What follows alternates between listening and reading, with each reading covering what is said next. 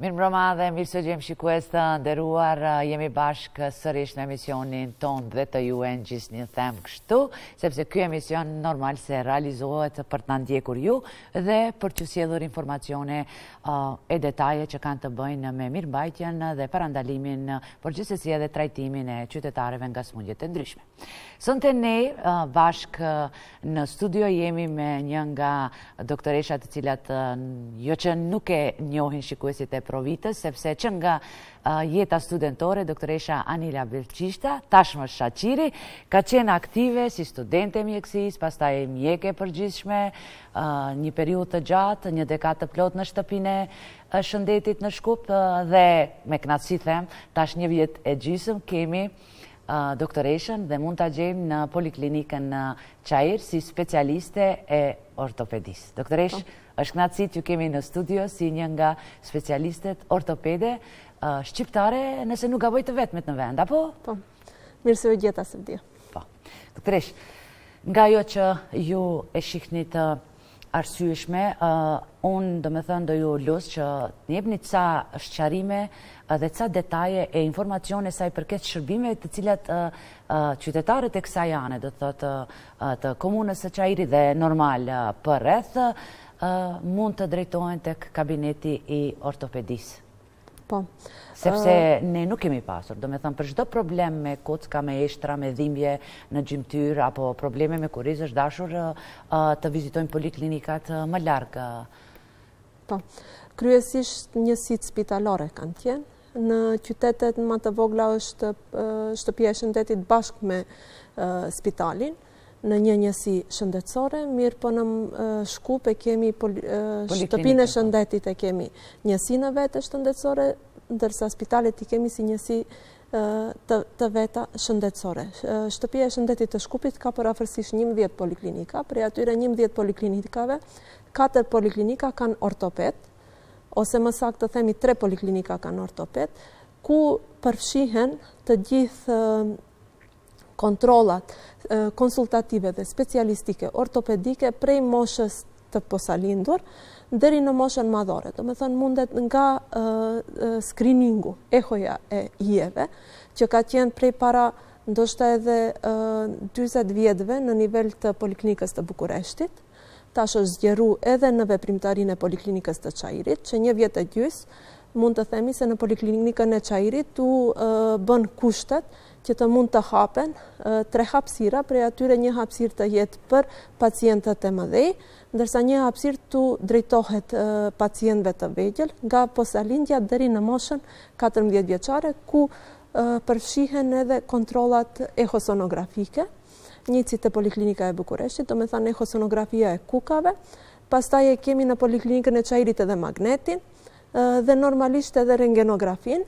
Tani me rentgenografin neve imbulojmë të gjithë moshat përveç se moshës fëmijërore, pasi që kasetat të cilat shfrytëzohen nuk mund ta mbrojnë rezatimin nga rentgen rezet në moshën fëmijërore, prandaj fëmijët kryesisht imbulon Spitali i qytetit, Shënom i Ohrit dhe Klinika e Ortopedisë në nivel të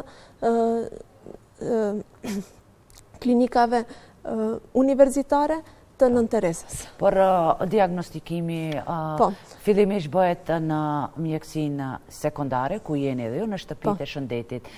Cili është roli i ortopedisë sekondare, themi në nivelin sekondar? Në qoftë se zbërthejmë fjalën ortopediçar, do me thënë, është fëmijë i drejtë. Do me thënë, ortopedia fillimisht e ka qëndrimin dhe zhvillimin në eshtrave të drejta të njeriut, prandaj dhe themi pacienti ortopedik është nga posalindja deri në vdekje.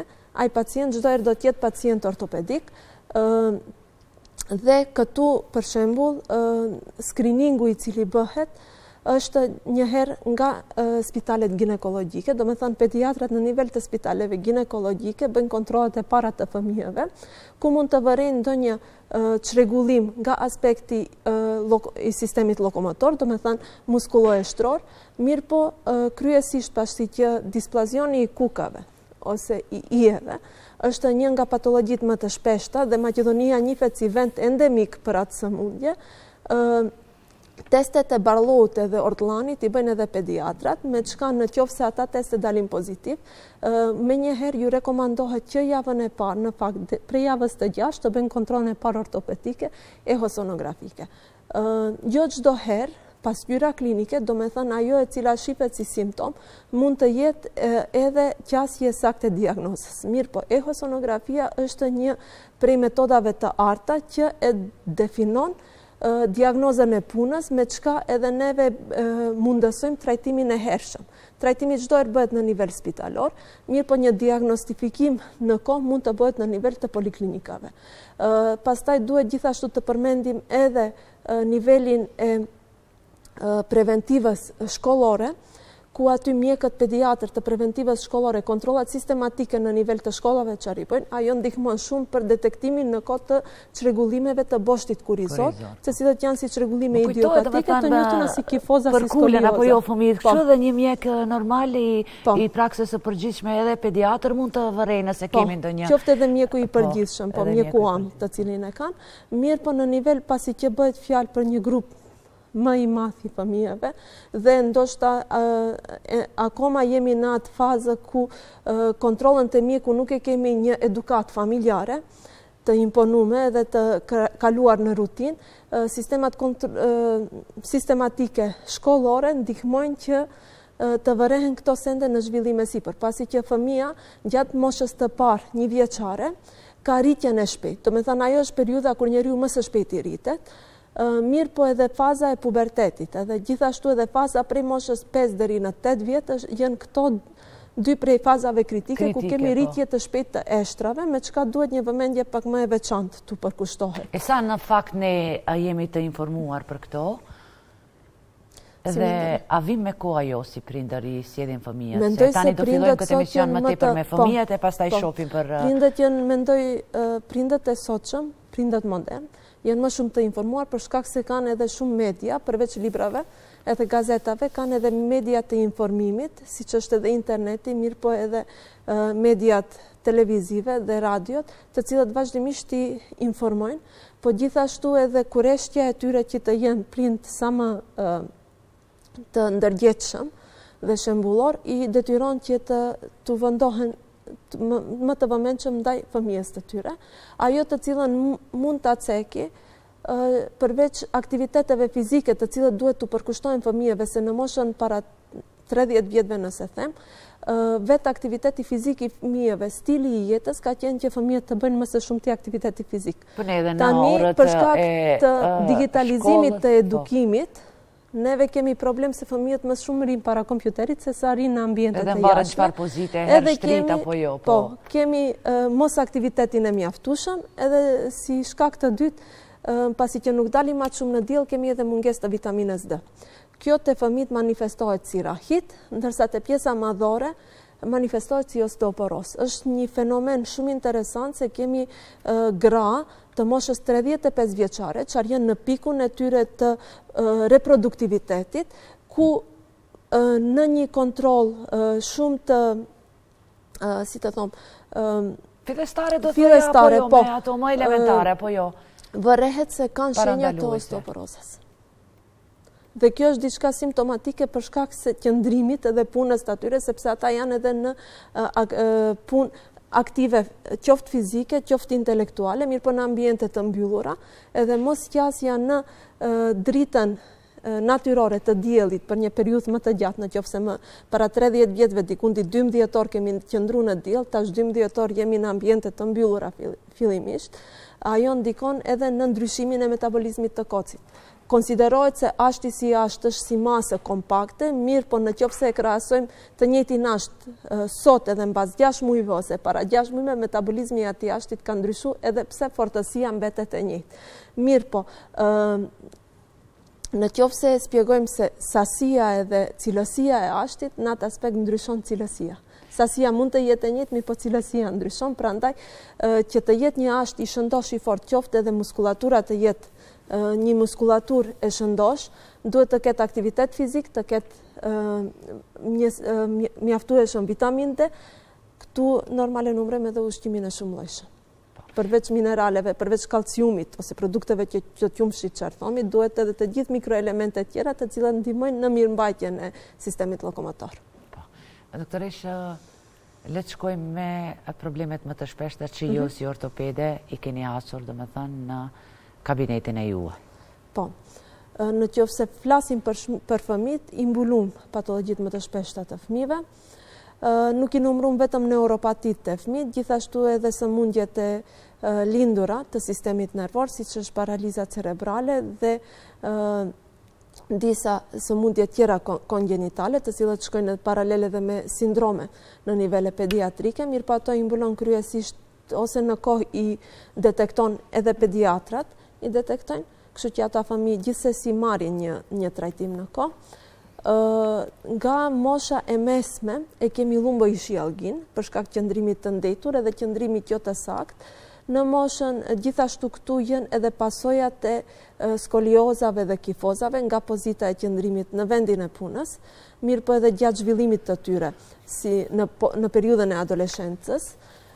Pastaj kemi sëmundjet reumatike, gjithashtu mund të paraqiten, mirë po në qoftë se thomi mbrej moshën 45 vjeçare, domethënë te gjinia femnore kur fillon vetëm më periudha e menopauzës edhe klimaksit, deri në moshën 60 vjeçare, 65 vjeçare kemi paraqitjen e humbjes të kvalitetit të ashtit, humbjes të kalciumit edhe të bifosfonateve prej ashtit, zbutjen e ashtit në qoftë se flasim në gjuhën e popullit, edhe me këtë si diagnozë mjekësore kemi paraqitjen e osteoporozës. Me paraqitjen e osteoporozës si simptom i parë është fraktura, thyerja e ashtit, mirë po nga simptomet tjera të sistemit në fakt të shtyllës kurizore në qoftë se i përmendim, i kemi paraqitjen e neuropative. Që i bie? Që i bie mos mundja e pacientit të lëvizë, një ishiallgi, cila mprapa e pamundëson pacientin t'i bën edhe lëvizjet personale fiziologjike, elementare të cilat i ka. Mirë po duhet nëpërmjet të ndihmës të personave të tjerë, ose nëpërmjet të korseteve ortopedik në qoftë se thom. Këto janë ato tretmane konservative, të cilat mbulohen. Mirë po gjithashtu ortopedia përveç pjesës konservative, ka edhe pjesën kirurgjikale. Por që normal bëhet në klinikat. Nivelet spitalore. Doktoresh, kur flasim për... Ne mund të bëjmë vetëm se ndjekjen edhe, do me thënë, qoftë para edhe pas operacionit, ndjekjen të aspektit diagnostik. Por ju gjithsesi mund të ndihmoni mjaft shumë në parandalimin e komplikimeve nëse vimi me kohë. Çfarë ndodh kur për një problem të caktuar do juve të merr një shembull, vim me kohë? Po. Do ta kisha marrë një shembull të një mashkulli 40 vjeçar për shembull, ose dikundi 44 vjeçar, i cili erdhi me dhimbje në shpinë dhe pa mundësit në të hecur. Thot, unë filloj të heci, edhe në bas gjysore lodhem, më dhimbja kapën në shpinë dhe diagnoza fillestare me cila është e sjellët në ortoped, ishte diagnozë se pacienti mund të ketë lumbojshiallgi. Në rentgenografin të cilën e kemi bërë, shifet deformiteti jo shumë i theksuar i boshtit kurizor, me simptome të lehta të lumbojshiallgis, po simptome tjera të cilët është ajo lodhja dhe pamundësia për hecje mbas gjysore nuk korespondonte, nuk përputheshte me diagnozën fillestare. Ashtu që në analiza më të thella, ku janë analizat e gjakut, dedimerat, edhe një kontroll ehografike nga kardiologu, vërehet se të ai person kemi mbyllje të arterieve të ekstremitetit të poshtëm për shkak të aterosklerozës. Kështu që ai pacient, aq sa e kishte pamjen për pacient ortopedik, ishte njëjtë edhe pacient kardiologjik, i cili pastaj u trajtua nga aspekti i kardiologut edhe kardiohirurgut, tani është në gjendje të mirë shëndetësore. Që do të thotë diagnostikimi i hershëm dhe zbulimi i hershëm i problemeve mund të trajtohet edhe në mjekësinë sekondare. Shkojmë tek mosha më e vogël, tek fëmijët. Gjithë ne e dim se edhe vetë sistemi shëndetësor është i përpiluar në atë mënyrë që vinë ftesat për kontrolla sistematike, po gjithsesi edhe kontrolla e parë, e dytë tek ortopedi. Aty çfarë krejt mund të zbulojmë dhe nëse i sjedhin foshnjët fëmijët me kohë, në çka mund të ndikoni, që mos të përfundojmë pastaj me ndërhyrje të ndryshme kirurgjikale. Sendi i parë është preventiva e rahitit, të mungesa e vitamines D. se ne mund të marrim të konzumojmë materi ushqyese të cilat kanë vitaminë D, qoftë edhe nga rrezet e diellit vetë ta sintetizojmë vitaminën D, mirë po kemi një lloj të rahitit i cili është rezistent ndaj vitaminës D, kështu që sado që të hypën doza e vitaminës D në serum, qeliza e ashtit e cila duhet të funksionon të arrit ashtin ose të forcon ashtin, nuk e njeh atë vitaminë D që të mund të pranon dhe të bëhen të gjitha ato reaksione biokimike të cilat e ndihmojnë fortësinë dhe rritjen e ashtit.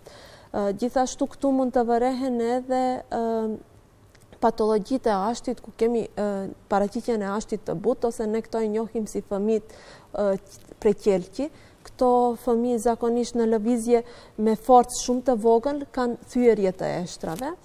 Këto kryesisht të neve, nga sistemi jonë shëndetësor, i mbulon qoftë me ndjekje, qoftë me trajtim, kirurgjia e fëmijëve, do të thënë kirurgët e fëmijëve të cilët janë të specializuar për eshtrat.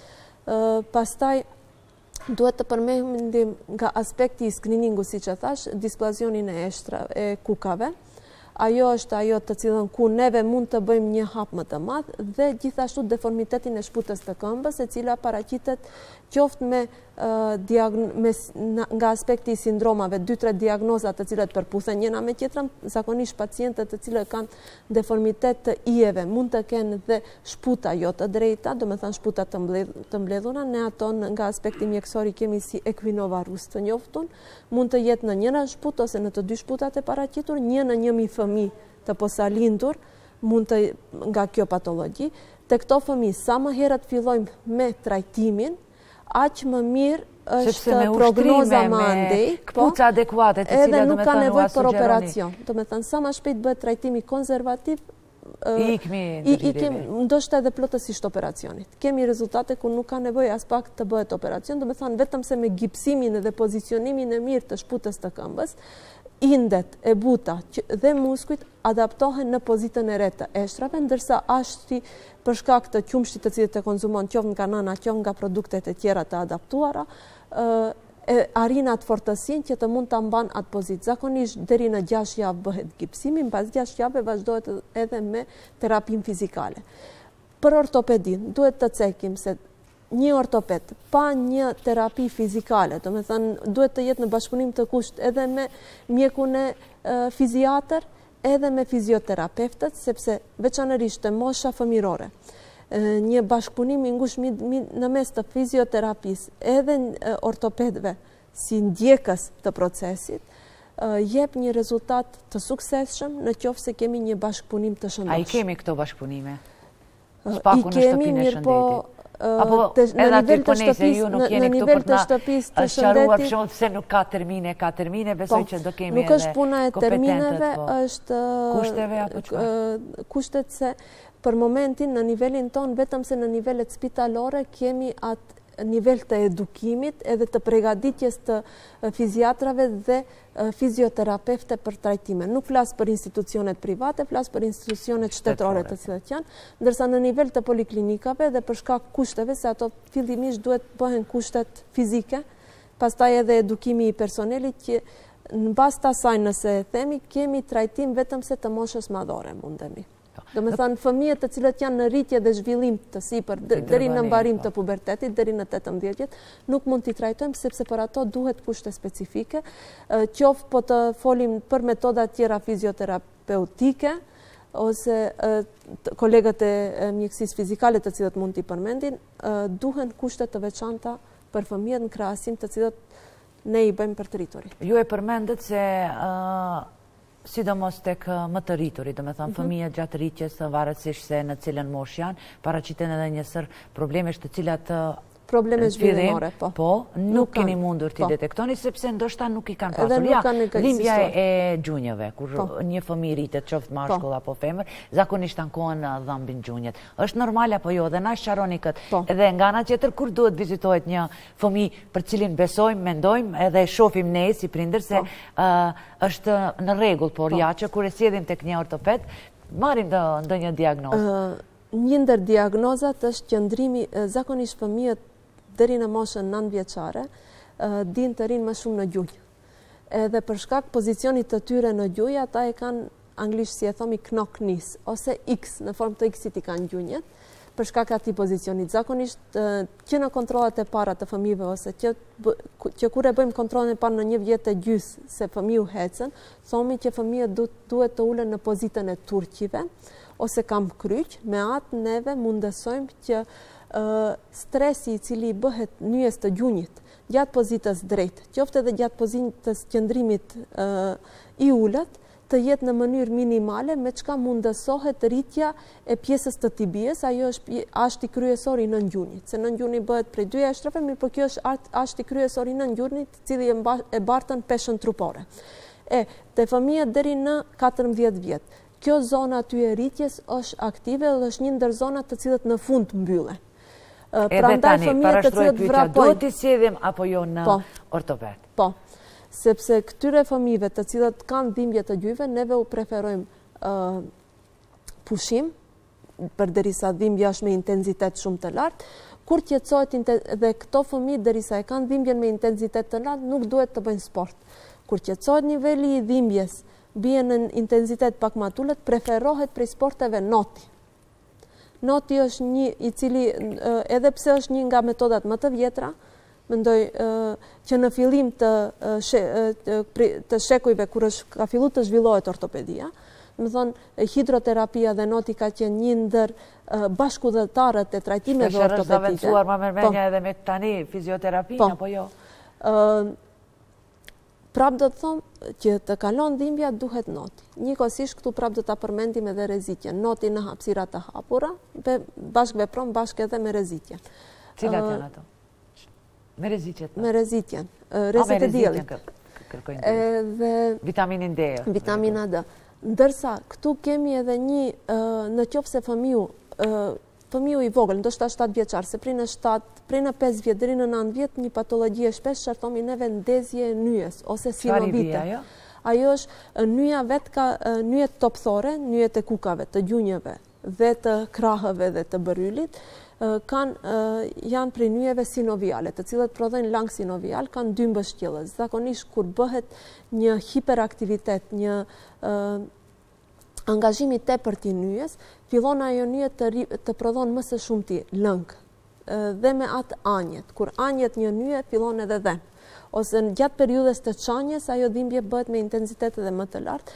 Fëmijët të cilët mund të kenë infeksione të shpeshta bakteriale ose virusale, për shkak të barierës të cilën membrana sinoviale ka më të ndihshme, ky langu për shkak, domethënë në qoftë se shtypja e gjakut është më e lartë në këtë aspekt ose për shkak të paraqitjes në ndonjë anemie nga virusi, ujti të thonë prej serumit ose prej gjakut kalon në nivel të hapësirës sinoviale dhe këtu krijon ënqje. Këto fëmijë mundet brenda ditës të vrapojnë shumë, gjatë natës të binë të flinë dhe në mëngjes të zgjohen me ankesën se ata ma nuk mund të lëvizin. Në ehosonografi shifet ënqje në format të transudatit në nivel të nyjes. Trajtohet kjo? Kjo trajtohet vetëm se me pushim. Trajtohet po me atë se fëmiu pushon. Nuk i japim këtu analgetikët jepeshin, është në nivelin e terapisë e cila duhet të jetë në nivel të terapisë konservative, mirë po si ortoped mundohemi që mos i japim sepse një fëmijë i cili nuk ndjen dhimbje do ta sfidon përsëri veten me aktivitet fizik. Do e lëndon sërish. Po. Jo se do e lëndon, mirë po do fillon prapë të lëvizën. Në qoftë se ajo nyje atë shumë anjet mundet të shkëputet prej vendit, të del prej vendit dhe të bën një bela edhe më të madhe në qoftë se thomi, ose në qoftë se ato eshtra janë të buta, mund të kemi edhe thyerje ose ngjeshje të nyjes. Prandaj preferohet pushim, zakonisht 2 deri në 5 ditë vetë tërhiqen simptomet edhe ata fëmijë prap fillojnë me aktivitetet tyre normale ditore. Këtu si element mund ta kemi frigën, edhe për qatë në qoftë se në moshat më të hershme u ndodhen kjo sëmundje fëmijëve, në thojza nëse e thomi, kjo simptomatologji fëmijëve, atëherë ata fëmijë për shkak të frigës nuk do të ecin, jo se nuk mund të ecin. Gjatë aktiviteteve ose gjatë kontrolës klinike të cilët nu bëjmë neve fëmijëve, me lëvizjen e nyjes ne shohim se nyja nuk ka pengesë edhe fëmiu nuk reagon në dhimbje. Mirë po nëse që neve e vertikalizojmë fëmijët edhe i thomi të hecën prej një pike në një pikë tjetër, prej frigës nuk do të hecën se mund t'i shkakton dhimbje, ose ato fëmijë njëjtë mund të çalojnë, sepse e kursejnë atë pjesë të ekstremitetit. Mirë, po kjo në nivel të 1 muaj prap zhduket. Shpesher ne, do me thonë, si qytetar të rëndom, dëgjojmë se eshtrat i ka sulmuar do një lloj bakterie, e ndoshta nga kjo do me thonë shkakton dhimbje në gjunjë, në eshtra, nuk mund të heci me kështu me radhë. Si e komentoni ju kjo? Çfarë ndodh? Për çfarë bëhet fjalë? Si diagnosë kepej febris reumatika, këtu kemi kur zakonisht fëmijët të cilët kanë angina të shpeshta prej streptokokut, beta hemolitik, po ajo bakterie djetë tajon në nivel të hapësirës të gjakut toksinet e veta. Është karakteristike se pamja biokimike e toksinës është ngjashme me pamjen biokimike të mbështjellësit të sinovijes, se trupi jon i cili krijon antitruptha, i krijon në numër aq të madh, atë neve kemi si aslotitar ose asootitar, të cilët e shohim në analizat e gjakut, ku ato antitruptha mbrapa na atakojnë vetë neve. Edhe ato janë ajo çfarë thomi neve kemi bakterje në nyje. Nyja është sterile, nuk ka bakterje. Duhet të prehet, duhet të shpohet, duhet të thehet, qoftë ashti ose nyja, që të mundet një bakterie nga ambienti i jashtëm të depërton brenda në nyje. Edhe në kushte kur kemi bakteremi, do me thëmë prezencën e bakterjes në gjak, janë shancat shumë të ralla që bakteria të hyje të integrohet në brenda në nyje. Kemi një rast të atil, për shembull, prej sëmundjeve për momentin që më kujtojnë, ajo është sëmundja tuberkulozës, ose bakteri tuberkulozës, është ai bakter një që shkrijon tuberkuloz të mushknive, mund të krijon tuberkuloz të kockave, ose të nyjeve. E tani, nëse tuberkuloza e mushkërive bëhet për 2 vjet, vërehet, ose për 6 muaj vërehet, ose ndoshta edhe për 1 muaj vërehet, varësisht shpejtësia, të nyjet mund të kalojnë edhe 10 vjet, 30 vjet, kishim pacientën e fundit 56 vjeçare. Atëherë ju vërej. Një ndër diagnozat të cilët mendoheshte se mund të jetë një tumor me origjinë neurologjike, tumor me origjinë ashtrore, nga indet e buta për rreth, mirë po mbasi u bëje në patohistologji, atëherë su vërejt se bëhet për bacilin e tuberkulozës. Ne nuk duhet të harrojmë se Maqedonia para 50 vjetëve, para 100 vjetëve ka qenë një vend endemik për tuberkulozë. Shemat tona për trajtimin e tuberkulozës, për shembull, janë shembull për krejt botën. Edhe zakonisht të gjithë librat e ftiziologjisë, edhe institutet e ftiziologjisë, qofta institutin e Shkupqës, qofta institutin e Leshk, mirë po edhe në vendet tjera të Maqedonisë, kanë kuadro shumë mirë të profesionalizuara, qoftë nga niveli i specialistëve mjek deri në nivelin e motrave medicinale dhe tekniçarëve dhe si të them, edhe higieniçarëve, të cilët dinë se si ta menaxhojnë në një situatë të tillë, edhe se si ti edukojmë pacientët dhe familjarët si të ballafaqohen me smundjen. Dhe ka shërim. Sa më tepër po ju dëgjoj, as më tepër po shoh se sa lloj diagnozash ose probleme shëndetësore të kockave të gjunjëve i dëgjoj nga ju, po shpeshherë edhe ndoshta nuk dim se mund të ekzistojnë. Nga këtu edhe pyetja doktoresh, si parandalim, në cilat raste mund të vim, vizitojmë një ortoped, dhe cilat analiza duhet i bëjmë, sepse ju po thoni vitaminën D, po vitaminën D rallëherë kush na jep udhëzime për të shkuar dhe për t'i bërë këto analiza. Duhet kemi, do me thënë, ose t'jemi të sëmur, që ndoshta eventualisht një ortopedi apo ndonjë mjeku tjetër, internisti, apo pavarësisht tani mos më keq kuptoni, do me thënë, pa qëllim të keq, nuk na shkon mendja se mund të kemi mungesë vitaminës D, t'jemi të sulmuar nga ndonjë bakterie apo ndonjë problem të këtij. Ana, drejtoni pak në cilat raste ta zëm një nisemi, qoftë nga ju, qoftë nga unë, qoftë nga mosha ime, më të moshuarit. Është në çdo 2 vjet kontrolla. Deri në moshën 4 vjeçare e kemi, gjatë moshës 1 vjeçare e kemi në 3 muaj kontrollën në ortoped. Deri në moshën 4 vjeçare kemi edhe 3 kontrolla të tjera në hapësirë prej 1 vjeti. Pastaj vazhdojnë ato nga 1 vjet në 2 vjet ose në 1 vjet e gjys. Mjeku am në këtë aspekt, qoftë edhe ortopedi, në qoftë se shef ndonjë simptom të pacienti i tij, do me thënë intervalin e ndjekjes ose të menaxhimit e bën prej në 3 muaj, 6 muaj deri në 12 muaj. Do me thënë ajo varësisht se a vërim dhe një avancim, ose vërim tërheqje. Nëse kemi tërheqje të simptomeve, atëres mundemi prej 12 deri në 24 muaj kontrolën e arshme, ose deri në paraqitjen e simptomit të arshëm të jetë kontrollat e mjeku. Rregull, a ne mosha e mesme dhe mosha më po, prej moshës 30 vjeçare është e pëlqyeshme një herë në 3 vjet. Një herë në 3 vjet, një herë në 4 vjet, një kontroll ortopedike. Edhe pse mundet të ortopedit të shkohet për një dhimbje në gjujë, si thoni, për një dhimbje të shputës të këmbës, femnat me take të larta, zakonisht shpeshher mund ta rrotullojnë këmbën, të thomit ngjeshje t'i bëjnë artikulacionit tallokrural, edhe të paraqiten në mjek për atë send. Mirë është, çfarëdo që të jetë një simptom e cila të bie në ortoped, detyra e ortopedit është ta bën kontrollin në gjithë trupit. Keni dëgjuar shprehjen se me vite dhem diçka? Kjo është një shprehje të cilën e përdorim ne si popullatë e gjerë, por shpeshherë besom që edhe në mjek, nëse shkon thot normal pak mosha e bën veten, mund të dhëmbin gjunjët, mund të dhem edhe 5-6 nish, kështu me radhë ju i dini më mirë ato. Cila dhimbje është normal, cila nuk është dhe në cilat raste, na jepni një shenjë për moshën e mesme, qoftë meshkujt, qoftë femrat, kur duhet të bëjmë ca vizita tek ortopedi edhe më pas për më të moshuarit, ata që janë mbi 70, 80, 90, sepse edhe ata kanë telashet e veta, po sikur kanë përshtypjen se mosha e bën vetën. Edhe ndoshta mund të ndërhyjet, mund të intervenohet, po ne disi po nxiremi me moshën, edhe mbesa edhe mjekët shpesh po nxiren, mosha e bën vetën. Pacientët ortopedik zakonisht kur paraqiten në ortoped paraqiten për shkak se vërejnë një ndryshim në lëvizjen e tyre, pa aftësi për kryerjen e ndonjë aktiviteti të cilën deri dje e kanë dje se e kanë përvecu në mënyrë shumë natyrore, edhe pas një problem. Do me thënë, në momentin e parë qarvërehet se diçka të jep një pesh ose ngarkes për kryerjen e lëvizjeve të përdiqme të cilët deri atëherës janë... Po më veç ajo është pak fazë më e avancuar, çka me simptomin e parë, na dhem gjunjë, shkallëve, e ana shkalojmë. Po, një ndër simptomet e para është dhimbja. Do me thënë, asë një dhimbje nuk është dhimbje normale. Çdo dhimbje është një... Ka shkaktarin e vetë? Një zë, se si organizmi tregon se diçka nuk është në rregull me veten.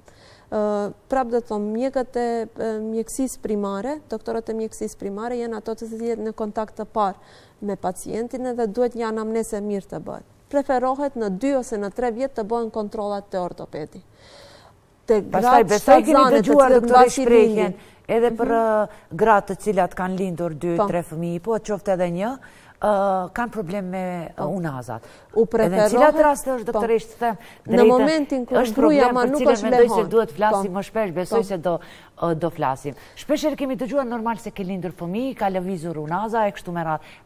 Ndonjëherë ne edhe nuk dimë cila dhimbje normale, po në cilat raste shkojmë tek mjeku. Në qoftë se gratë nuk kanë simptome, në momentin kur ato ma nuk ja japin gjinin fëmijut, është mirë ta bëjnë një kontroll në ortoped. Në qoftë se paraqiten dhimbjet, se të me thani kemi ato 40 ditët e para dhimbjet derisa mitra tërhiqet kthehet në pozitën e lehonis, atëherës me njëherë mbas mbarimin e 40 ditëve mirë është bëhet një kontroll ortopedike. Mirë, po në atë kontroll ortopedike nuk mund të bëhet rentgen, nuk mund të bëhet kompjuter, eho mund të bëhet, mirë po eho i boshtit kurizor nuk është aq specifike, që t'jipet një diagnoze sakt, mirë po gjithsesi mund bëhet magnet nëse ka simptome. Do me thënë çdo sen, neve në qoftë se kemi prej atyre 12 simptomeve, 4-5 simptome na përputhen gjatë anamnezës, neve indikacionin e japim për ta bërë një metodë diagnostike, e cila do t'na jep një pasqyrë pak më të saktë. Të gjithë ato gratë të cilët e kanë pas me operacion cezarian lindjen, për shkak të dhënjes të anestezionit, në shpinë, në boshtin kurizor. Ato 2 vitet e ardhshme mund të kenë simptome. Mund të mos i kenë dhimbjet e çdo ditshme, mirë po mund t'i paraqiten në 6 muaj, mund t'i paraqiten në 6 javë, me thënë sa herë ose gjatë ndonjë aktiviteti fizik. Prandaj nuk preferohen të ngrehen sende. Mënyra se si zhvendosen sendet prej një pozite në hapësirë në një pozitë tjetër. Duhet ketë metodën e vet, po. Në përkulja 90 shkallë, çdo herë është stimul që të paraqitet dhimbje në nivel të boshtit kurizor, në nivel të pjesës lumbale të boshtit kurizor. Prandaj duhet pozita të jetë prej në pozitë të ulët me amortizim në ngretje në qëndrim të këmbë. Çdo sen që merret mbi 10 kg, qoftë edhe fëmiu, neve kemi sindromin e gjysheve çfarë thomi. Fëmijët të cilët i kanë mbi 1 vjet e gjys, ose kanë mbi 15 kg dhe gjyshet i mbajnë në krah, ato gjyshe neve na vinë në kabinë, në ambulantat e ortopedisë, edhe në nivel të shtetit, se gjatë specializimit kemi qenë edhe në klinikë, me paraqitje të dhimbjeve në kuk, ose paraqitje të dhimbjes në shpinë, ose një dhimbje e cila lëvizën në përkamp. Njëherë paraqitet në nivel të kukut, pa hecën në nivel të gjunjit, pa mbrije deri te shputa e këmbës, dhe këto janë ato simptome për shkak se pesha e fëmijët e ndihmon për shkak se gjatë mbajtjes të fëmijët është një pozitë e caktuar. E njëjtë është edhe te lehonat të gjithanse, dhimbja e shpinës, sepse peshojnë gjitë, dhimbja e shpinës këtu konsiderohet si një fenomen normal, sepse është fenomen tranzitor. Shumë dhimbje të ne konsiderojnë si normal, spondiloza thonë çdo ditë Gabime e mërtojnë, mirë po është simptom tranzitor, do me thanë lëvizën, paraqitet, një periudhë është në një periudhë aktive, do me thanë dhem, pastaj është një periudhë në të cilën nuk dhem. Dhe mund të jetë, vetëm se njëherë në jetë të paraqitet, mirë po mund të paraqitet në 10 vjet, mund të paraqitet edhe më shpesh. Në nivelin e spondilozës, sa herë që neve e kemi atë lëvizje ose e stimulojmë organizmin në një pozitë të caktuar, simptomet e spondilozës do manifestohen. Cilat janë simptomet që kemi probleme me spondilozë? Ku na dhem, doktoresh? Se ne mund të themi dhem këtu, kemi shumë simptome, mos të çdo ditë dikuj diçka i dhem. Tunaza, se kemi 7 tunaza të qafës, varësisht nëse folim për spondilozën e qafës, se spondilozën është si simptom në nivelin e gjithë boshit kurisor, mirë po nëse folim për spondilozën e qafës, spondilozën cervikale. Cili është më e shpeshtë, sidomos te femrat po edhe te meshkujt? Më e shpeshtë është zakonisht te kapës C4, C5, C6, nëse thomi, edhe ajo është me simptomet prej të shpatullat deri te maja e gishtave dhe në shumicën e rasteve si diagnozë diferenciale ose diagnozë me të cilën më së shumti mund të përputhet, a mos jetë ajo diagnozë, është edhe sindromi i carpal tunelit ose sindromi i nervit ulnar, ku gratë nuk munden të mbajnë sende. Diferenca, për shembull, nëpërmjet tyne 2 diagnozave është do teste, të cilat neve na ndihmojnë. Nëse kemi dhimbjen edhe nalt, neve atëherë se dim se nuk bëhet fjalë pash për sindromin e tunelit carpal, mirë po duhet të shohim me një rentgenografi të shifet edhe përparimi i spondilozës. Për ato gratë që për shembull kanë dhimbje në unazën, si bie për? Po, migrena mund të jetë një prej simptomeve, dhimbja e veshit mund të jetë një prej simptomeve, marramendja mund të jetë një prej simptomeve, spondilozës doni thoni që ka të bëjë edhe nëse është në unazat manat. Nëse është në unazë, edhe tensioni pas keni me nxjerr punë vetës po edhe kolegëve të juaj tani, nëse na ndjekin ata. I filtrojnë mjekët, kolegët e mjekësisë primare, këto sende shumë mirë i filtrojnë. Kështu kur vjen pacienti te specialisti, më duket vjen me një pasqyrë të plotë klinike.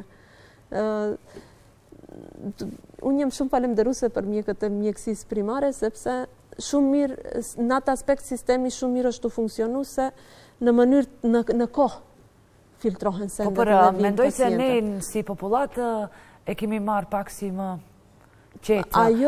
Mosha e bënd vetën, normalisht të të vend dikundi, çdo i dyti ka spondilozë, kështu me radhë. Ndoshta nuk kemi aq shumë qendra, qoftë si poliklinike, qoftë si spitalore, të cilat janë afër edhe vendeve rurale ose afër edhe mjekëve am. Për çfarë ndonjëherë distanca pacientin e çon, kaloj ti dhimbja, s'ka nevojë të shkoj në doktor. Dhe nëse është dhimbja permanente, atëherë ajo e stimulon pacientin e detyron të jetë. Duhet jemi në një fazë më të avancuar që të vizitojmë një specialist. Edhe po mos ketë dhimbje, e pëlqyeshme është të bëhet kontrollat e specialisti. Na jepni një informacion me ato raste dhe për ato raste që shpesh i shohim dhe shpesh, domethënë dëgjojmë, disi këmbët janë mbushur me ujë ose kanë edem, janë ajtur. Sa dhe ku duhet shkojmë përveç te mjeku tam? Kardiologu. Ajo është ka të bëjë diçka edhe me ortopedin kjo? Me ortopedin e kemi pjesën e lumboishialgjisë. Mund të si diagnozë diferenciale mund shifet në qoftë se gjejmë ndonjë patologji të kocit, mirë po në qoftë se e kemi si limfedem, atëherë se ajo është qarkullimi i dobët në nivel të ekstremiteteve të poshtme dhe kjo më së shumti i bie në domenin e kardiologëve. Në fakt, këtu ortopedi mund të jetë terapi, mirë po pa bashkëpunim me kardiologun, nuk mund të udhëheqen pacientin. Do me thënë, me dojë mos se qoftë nëse jipen antikoagulant, ose nëse jipen edhe antihipertenziv, ku i kemi laksativat. Do me thënë ato duhet me dojë mos në bashkëpunim ose me kardiolog ose me internist. Fatë mirësisht, sistemi jonë i shëndetësor, si është në nivel të poliklinikës. Poliklinika ka në vete edhe nevrolog, flas edhe në nivel shtetëror. Në çdo poliklinik ka internist, ka një nga specialistët ose nevrolog ose ortoped, që mund t'i mbulon për afërsisht... Që të mos shkojmë dhe me të ndredhe në për spitalet dhe në klinikat universitare. Të miret një pasqyrë pak ma e sakt, po mos ketë nevojë edhe të shkohet në institucione private. Zakonisht pacienti shkon në institucionet private ta merr përgjigjen më shpejt. Se nuk ka durim të pret përgjigjen derisa është në institucionin shtetëror. Problemi është se institucioni shtetëror është jeni vetëm mirë që kemi ju, nuk jeni përgjegjëse për sistemin, sepse ju e dini sa duhet pritet një lexim i rezultateve. Llogaritën nëse kemi probleme gjunje. Neve nëse kemi 40 pacienta në ditë, ajo neve na merr, neve një lexim mund për kolegët radiolog, për shembull një lexim mund të jetë, nëse unë si ortoped i kam 40 pacienta, kolegu im radiolog i ka 120. 120 rentgenet i lexon edhe për qatë dhe njëherë vonohen sendet. Mirë po, mendoj se jemi një gjenerat e re që ka vjen, së shpejti ndoshta në kuadër për 5 vjetëve dhe tjetë edhe një vale punësimeve të reja, ose një vale prap e mjekëve të rritë të cilët dhe të vinë, të cilët dhe t'jenë ambicios, dhe dunë shumë punën, të dëshmohen kryesisht, edhe ndoshta dhe arim të mbajmë një barastesh, sepse me pensionimin e mjekëve të vjetër, sepse ju i dini vetë që pjesa dërmuese e specialistëve janë nuk mund të ta zëvendësoj një mjek të vjetër. Ndoshta edhe 20 mjek të rritash. Doktoresh, përvoja e bën vetën. Lëndimet gjatë aktiviteteve fizike, po ju e përmendet një rast shumë të thjeshtë, po shumë i shpeshtë. Përdorimi e ecja në take, kështu me radhë dhe përdredhja e këmbës e kështu me radhë, disi edhe këtu i anashkalojmë. Gjatë lëndimeve tona në sport, gjithashtu i anashkalojmë sepse kalojnë. Por, a mund të kemi pasoja, apo jo nëse nuk konsultojmë me ortoped? Besoj që keni dëgjuar ndoshta edhe me një gisht, mund të kemi probleme, sepse ndoshta dikur e kemi lënduar, ka kaluar kohë dhe pastaj mund të ketë... Si që thash nyja është se në gjithë këto përdredhje, si i thomi në thojse. Pytje shumë keni edhe prej shikuesve, kërkoj ndjes, të gjitha ato bohen në nivel të nyjeve. Pra ndaj, për shembull, një nyje e cila njëherë ka pësu një lëndim. Ajo ka një portë dopsie, nëse thom, ku mund të një lëndim tjetër përsëri t'i rikthen simptomet. Pra ndaj duhet në këtë aspekt, qoftë edhe një lëndim banal të jetë, një konsult me ortoped duhet të jetë. Çka nuk kuptojmë atë? Në pas konsultës me ortopedin duhet një pushim i plot, edhe duhet një terapi fizikale e cila strukturat përreth nyjes, strukturat e buta, edhe muskujt në këtë aspekt, do t'i përforcon të cilët do t'a përforcojnë nyjen. Përveç se dy eshtrave të cilët e krijojnë një nyje, edhe membranës sinoviale, ligamentet përreth të cilët janë, në qoftë se këputen, ajo nyje fillon të humbën efikasitetin e vet. Në që të mos këputen ato ligamente, për shembull duhet muskujt përreth të jenë të fortë. Prandaj, vetëm në ortopedi vlen kjo. Lëvizja është ilaçi. Një pacient i cili nuk lëvizën bëhet pacient ortopedik. Sa më pak lëvizim, më shumë sëmundje ortopedike paraqiten. Sa më shumë jemi aktiv fizikisht me lëvizje, me sport, qoftë edhe me aktivitetet e përditshme fizike të punës, neve jemi më pak shansa kemi nevojë të shkojmë në mjek. Komenti juaj, doktoresh, me respekt edhe ndaj mjekësisë alternative, kemi përdredhje të cilat grati i trajtojnë me mënyrat të ndryshme, tani mos të japë shemboj, po pse jo, i lyen me mënyrat, me materje të ndryshme, pastaj i lidhin e kështu me radhë. A keni pasur përvojë që se shpeshherë edhe janë efektive, nuk e di, por ju si ortopede si e komentoni. Në qoftë se pacienti ka mundësi të shkon deri në ortoped, prap të them se këto sende hala ekzistojnë në vendet rurale, ku janë larg qendrave ku mund të ketë ortoped, traumatolog, reumatolog, do me thënë specialisti cili mund të ketë njohuri për kocit, se edhe këto njerëz të cilët i bëjnë ato trajtime qoftë, edhe pse është mjekësi alternative, kanë disa njohuri për eshtra. Po se disi e gjenë edhe vendin ku të dhemë. Ose të mësuar, ato përsëri kanë njohuri për eshtrat. Mirë po, në qoftë se kanë qasje të mbrin deri në ortoped, mirë është një konsult brenda aty në 2 javëve. Mos presim 6 javë. Brenda aty në 2 javëve një konsult për ortopedit, derisa është vendi i ngrohtë, të thomi. Vendi lokal ku ka ndodhur trauma, prap në thojza. Sepse ka raste kur nuk guxojmë edhe të ngjeshemi ose të kryejmë ndonjë masazh. Kjo është një problem në vete. Terapia fizikale në periudhën e dhimbjes nuk ta ndalën dhimbjen, ta shton. Prandaj, para thomi, përgjigja numër 1 prej ortopedit Çardakeni ose dhe prej kolegëve të mi, qoftë edhe prej mjekësisë fizikale, do të jetë para pushimit, të qetësohen dhimbjet pa do fillojmë me terapia. Si një problem në vete e theksuat edhe për dredhje. Çfarë do thoni këtë drejtim? Çfarë është ajo? Çka ndikon dhe si ndikon ortopedit e spjegum dhe me thënë, por do doja dhe me thënë edhe njerë ca detaje sepse... Dobësimi i ligamenteve. Do me thënë, të gjithë strukturat për rreth nyjes janë të tendosuna edhe muskujt si struktura shtesë e përforcojnë atë nyje. Në qoftë se kemi muskulatur të dobët për rreth asaj nyjes, qoftë edhe ligamentet të cilat janë pak të dobësuara, ajo nyje ka tendencë që gjatë një aktiviteti fizik të sforcuar ose një lëvizje të tepruar të nyjes, ata sipërfaqe nyjetore të zhvendosen njëna me tjetrën, me çka mund të bëjnë, si thash, grisje të ligamentit, ose mundet vetëm të fëmijët na ndodhen 5 vjet ku kemi rrotullim të tepërt. Edhe pastaj mbetën në atë pozitë nyja, shkakton shumë dhimbje, sepse krijohet njëkohësisht edhe edem, për shkak jo qarkullimit të rregullt në atë pjesë të trupit. Në pozitën e përdredhjes është se zhvendosen pozitat nyjetore dhe nuk mund të kthehet nyja në pozitën e vet anatomike të cilën duhet ta ketë dhe të cilën duhet ta kryejë. Është, do me thënë, kyçe menjëherë të kthehet në pozitën anatomike. Zakonisht edhe gjatë ndihmës të parë, edukimeve për ndihmën e parë, qoftë edhe të shoferat, dhënien e ndihmës parë, edhe ndihmës të shpejtë, krejt personeli edukohet se si të kthehet në pozitën sa më të hershme. E njëjta vlen edhe të përderdhjet edhe të nyjet, edhe të thyerjet, më fal. Pastaj bëhet fiksimi. Fiksimi bëhet me atë çfarë thomi neve gips. Metoda të ndryshme të gipsit. Prandaj ju ktheva edhe një herë te kjo se ca gjëra, domethënë. Mirë, po, është mirë që brenda 3 ditëve, 7 ditëve dhe 14 ditëve, me do e mos të bëhet kontrollat e mjeku, sepse në një rentgen shifen krejt sendet. Në një analizë gjaku dhe një rentgen shifen. Se ne kemi ndoshta edhe kërsitje të ishtrit, të ashtit, por kemi edhe thyerje. Dhe këtu do me thënë ne shpesher ndoshta e lëshojmë duke menduar se vetëm thjesht ndoshta jemi lënduar dhe kalon një gërvishtje e ashtit mund të dhe ma tepër se sa një thyerje e ashtit. Ne kishim pacient që mbas 4 ditëve në erdhin në njësinë urgjente se e vërreti se nuk mund të ecën se o shanjë kamba. Në fakt ishte thyje ashti. Mirë, po nuk e ka vërret, nuk e ka ndjetë se ka intensitet të lartë të dhimbjes edhe nuk e ndjen. Pragun shumë atë naltë e ka edhe nuk e ndjen dhimbjen.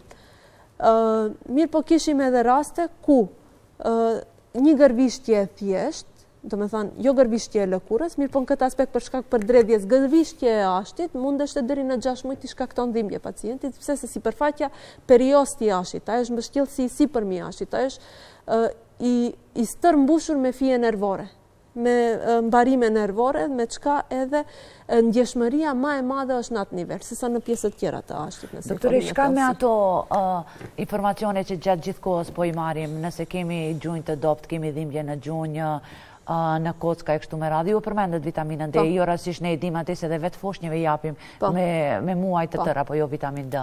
Sa në fakt përdorimi kollagenit pa u konsultuar me mjekun, ndihmon apo mund të shkakton ndonjë problem? Sepse se di sa e keni, besoj që po, se keni kontakte edhe me moshat e shtyera edhe me moshat e mesme, përdorin njerëz zakonisht shumë për ti trajtuar gjunjët. Por sa është e vërtet kjo? A mund të ndikojnë ndoshta negativisht në ndonjë rast dhe nëse po, në cilat?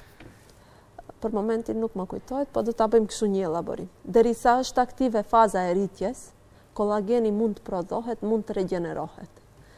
Prej kur mbaron faza e rritjes, dhe me thënë të thomi dikundi, prej në 26 vjet, ose 31 vjet të meshkujt për afërsisht dhe ta kisha, si karikatur dhe ta kisha spjegu, duhet kena kujdes se rezervat e kollagenit janë ato, që kemë prodhu deri në atë moment, dhe tash mundet vetëm se të thajnë ose të shduken, edhe duhet në mënyrë alternative ti kompenzojnë.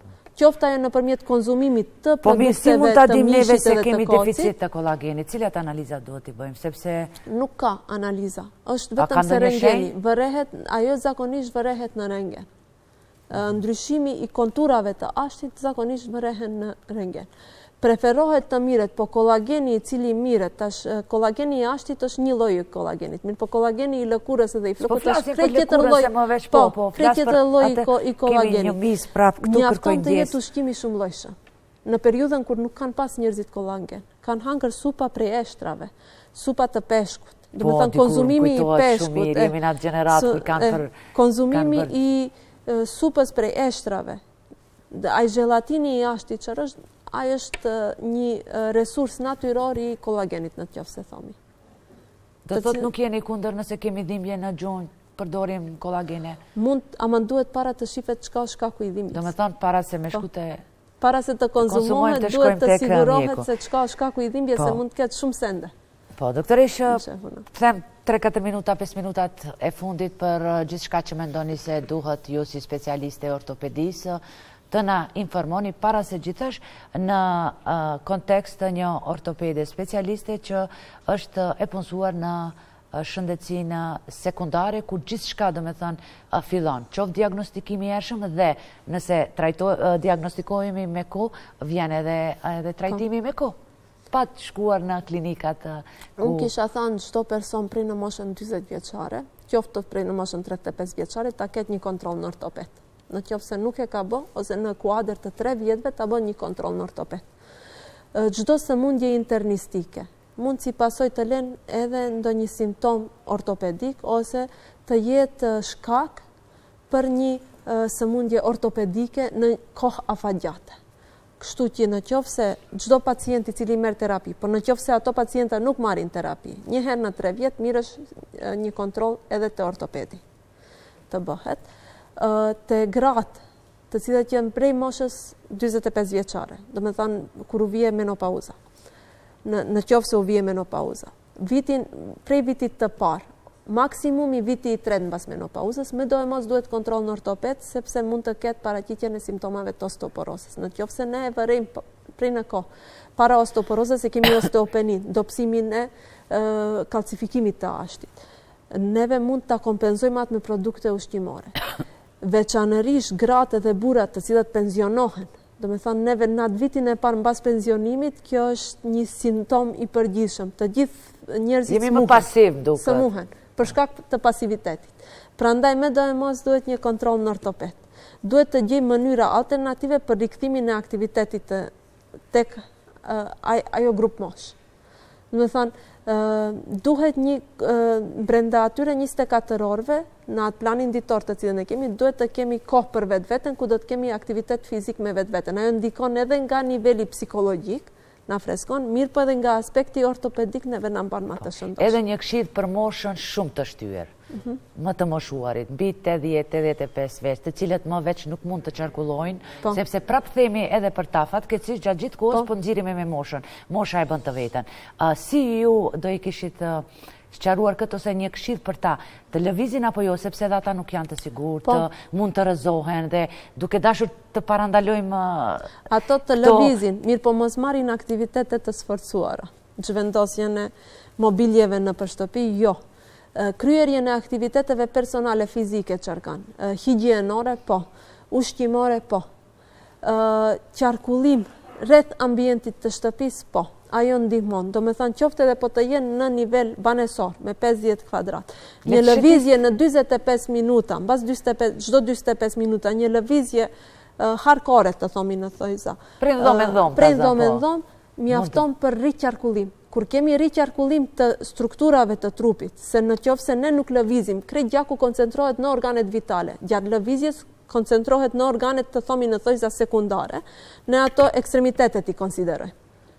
Gjatë lëvizjes, rifreskohet gjaku në ato pjesë të trupit edhe ato mbesin pjesë vitale. Kam shembull të një të moshuari 93 vjeçar, qoftë edhe 97 vjeçar, i cili hala e ka atë forcën fizike sepse ka qenë bujk. Para asaj ka qenë rasti tjetër që rekom ka qenë njëjtë kështu personi cili është marrë me aktivitet fizik prerjen e drurve, ose prap ndonjë aktivitet fizik në ambient të jashtëm i cila e ka mbajt konfiguracionin e trupit. Më thënë, të ato pacienta s'kemi problem. Kemi problem të pacientat të cilët janë pasiv. Më thënë, çdo pacient pasiv, nëse nuk mund vetë t'i bon lëvizjet aktive, atëherës ne duhet t'i mundsojmë që dikush t'i ndihmon t'i bon ato lëvizje aktive. Si pak ti shtyma, po jo, është i bie që t'japi mundet. I mbulon për shembull këto sende, mirë po vetëm se në qytetet, në qytetet e mëdha. Në vendet rurale duhet të shifet një modus, qoftë edhe në qendrat e plegjve, të cilët mendohen të krijohen, po edhe ato çfarë janë kriju, duhet të kenë njerëz, të thomi prap të njësisë të fizioterapeutëve, të cilët do t'i ndihmojnë ose do t'i edukojnë familjarët se çfarë lëvizje dhe cilët lëvizje duhet t'i bëjnë, që nyja duhet të jetë në lëvizje. Në qoftë se nuk lëvizën 6 javë, 10 javë, ajo nyje pastaj bëhet pasive, ne në mjekësi e thomi si ankiloz në ortopedi. E shpjegojmë. Ku osifikon nyja, edhe bëhet vazhdimi i kocit, edhe nuk lëvizën. Që të mund të rikthehet lëvizja është ilaçi kryesor. Doktoresh, sinqerisht ishte kënaqësi që kemi sot, na dha shumë informacione, na sqaruat shumë dilema që ndoshta i kemi, po besoj se i kemi, dhe thash ndoshta do ju nxjerrim punë më tepër tani ortopedëve. Unë ju dëshiroj sukses në çdo fushë, çdo aspekt, dhe thash zotit ju shoh se jo edhe në klinikën universitare dhe na vini si ndonjë kirurge, për çka edhe jeni specializuar me tjerë. Faleminderit shumë. Ishte kënaqësi. Ndërkohë, gjithsesi shikues të nderuar, unë ju falenderoj edhe juve që sonte ishit me ne. Shifemi të hënën e ardhshme. Deri atëherë, mirëmbëjtje.